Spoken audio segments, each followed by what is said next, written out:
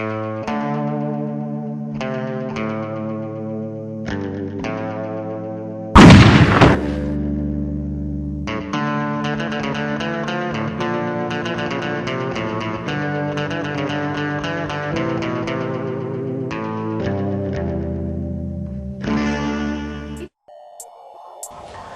the 38th anniversary of the Apollo 11 landing, I had put together a new moon hoax documentary called Flagging the Gems.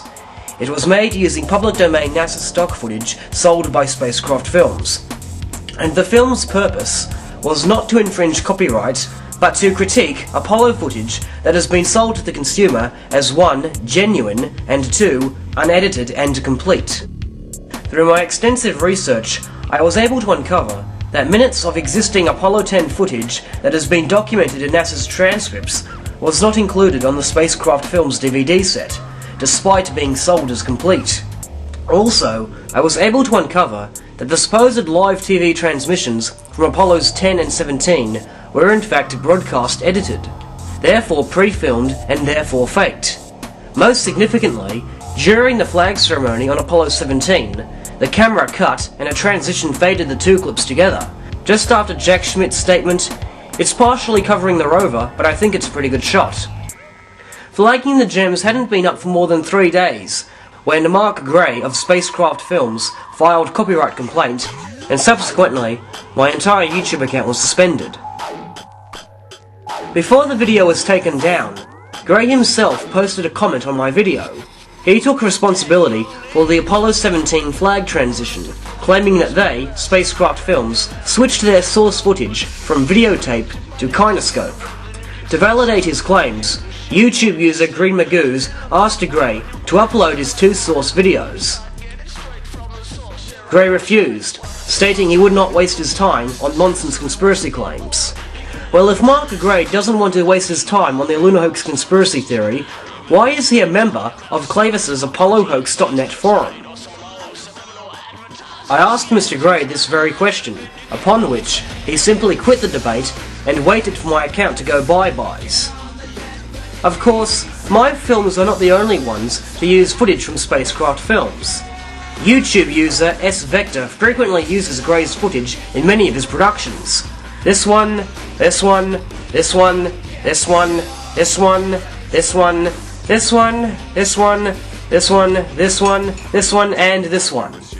This film in particular, in which he misleadingly exploits a clip from an edited Apollo 11 transmission sold by Spacecraft Films. This was brought forward to Gray, who stated that he would flag Vector's videos for copyright also. My old account is now suspended because of Gray's copyright claim. Why are Svector's videos still up on YouTube? It seems not only was my film taken down, but also Green Magoo's response video to Lunar Legacy. In his film, Svector claims, among other things, that the flag never moved when the astronauts ran past it. This is evidently false, as the flag from Apollo 15 did just that when the astronauts ran past it. Is it rude to suggest that the only reason my films were taken down is because I exposed both Gray and NASA to be guilty of fraud? And that Svector's videos were left up because they echo the official NASA lie? And what a coincidence that Gray would file copyright against my productions just days after they were released.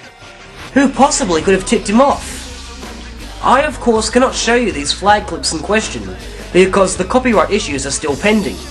Since when is there copyright for public domain footage? Of course, if you want to see this footage for yourself, you are more than welcome to give your money to a proven con artist who sells selective scenes under the fabrication that you'll be getting the uncut version, or you could try and see this by asking NASA for a copy. I'm sure if you live long enough, they might send you the requested videos. The 3-color pictures that Ralph Renee used in his book took 18 months and countless phone calls before they arrived, and when they did, only one of them was what he ordered. They'd always send him 2 others that he didn't want or need. Oh, and let's not forget the vultures of ApolloHoax.net and the Bad Astronomy forums, who are enjoying every last minute of my account getting revoked. Just days after the release of Flagging the Gems, Jay Windley had this to say: "Spacecraft Films never claimed to provide unedited raw footage. That's weird, Jay, because that's not what you told us on your website prior to the release of Flagging the Gems.